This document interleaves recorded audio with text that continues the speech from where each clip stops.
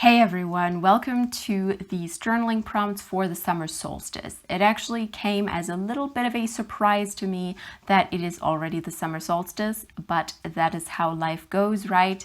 So I prepared these journaling prompts and want to share them with you. As always, I will read these and you can journal while you listen to me, or you simply draw cards for them later, journal with them later, do any sort of divination with them later on.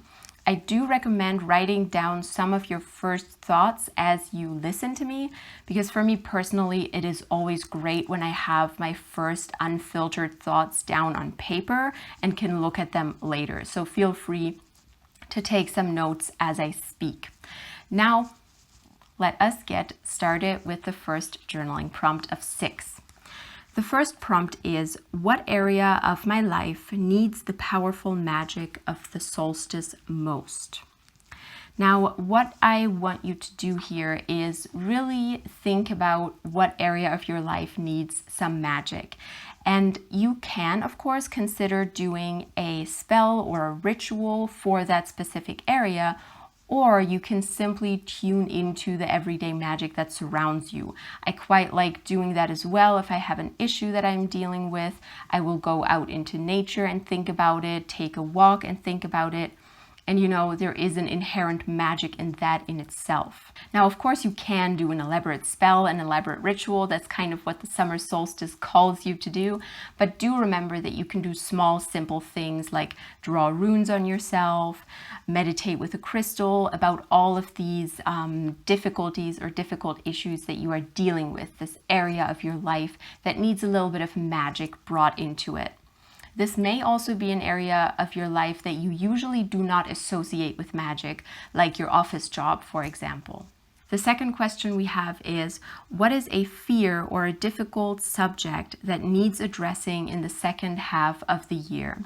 Now, here we will tune into a difficulty that you've had recently, maybe a difficulty that you have had all your life, or a fear that is keeping you from moving forward, something that is a little bit shadowy. So this is kind of the shadow work journaling prompt. Do remember that you don't have to resolve and integrate this issue right away. This is for the entire second half of the year. This is big picture stuff, not just, a tiny annoyance that you have. It is supposed to be something larger, something that may need continuous work from you, continuous self-exploration, continuous divination, shadow work, in order to integrate or figure out. The third question is, what is a new strength that will surface in you in the second half of the year? I really love this one for 2 reasons, because first of all, eclipse season is coming up. There will be a lot of eclipses, so there's always a lot of shifting of energy and a lot of intensity coming with that. And I feel like we can use that to tune into our strengths a lot of the time.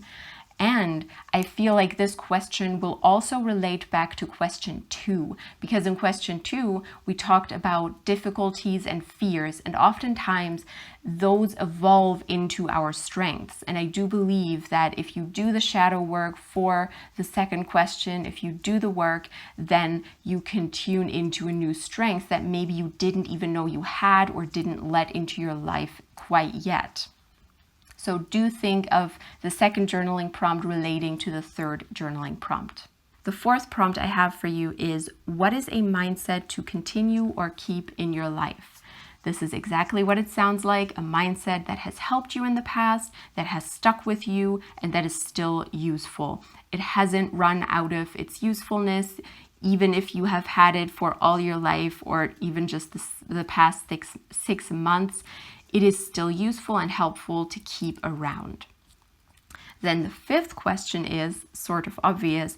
What is a mindset to let go of? So this is the contrary to the fourth question. We have here a mindset that maybe you've had all your life, maybe you have had it recently. Maybe it is only coming up now and you need to release it in order to move on. This can be a limiting belief, but it can also be any sort of routine, a mindset like I have to do this and this and this in the morning, or I have to be at this place every day at this time, for example. Any sort of very rigid structure that you have, you may want to consider letting go of in order to open new pathways for the second half of the year. And then the last question is, what is a new mindset to foster? Now, what I love so much about this last journaling prompt is that it relates back to 2 and 3 very nicely, because this new mindset is going to be sort of the key to not only help you with facing your fears and facing difficult situations, but also to step into your strength. So do see this last 6th card as relating back to 2 and 3. If you want more journaling prompts, I will put a link to my Patreon down below, where I regularly release journaling prompts and general readings.